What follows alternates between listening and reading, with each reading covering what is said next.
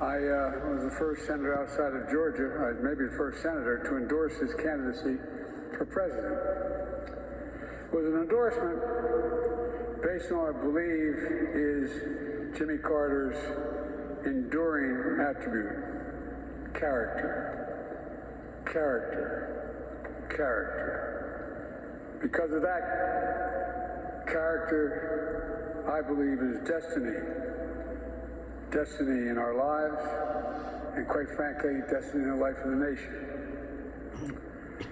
It's an accumulation of a million things built on character that leads to a good life in a decent country.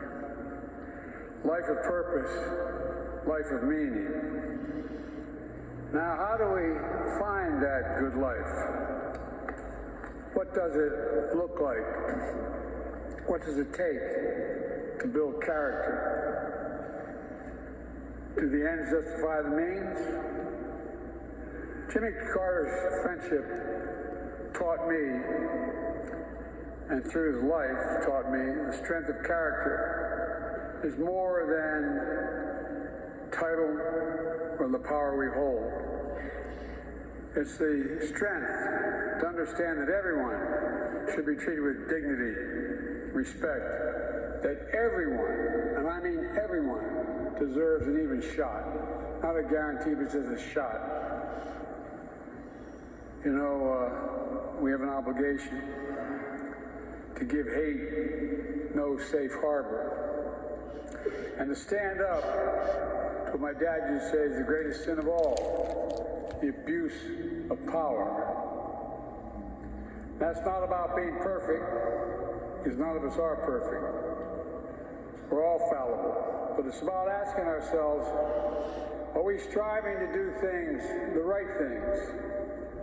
What values? What are the values that animate our spirit? Do we operate from fear or hope? Ego or generosity? Do we show grace?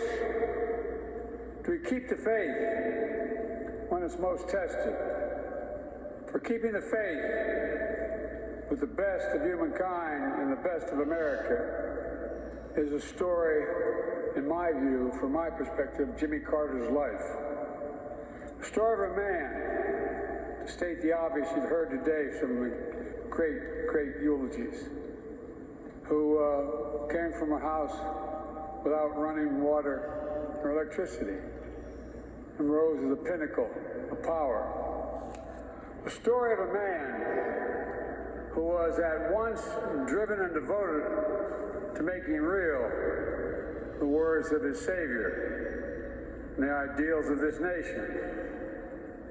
The story of a man who never let the tides of politics divert him from his mission to serve and shape the world. The man had character. Jimmy held a deep Christian faith in God, and that his candidacy spoke and wrote about. Faith as a substance of things hoped for and evidence of the things not seen.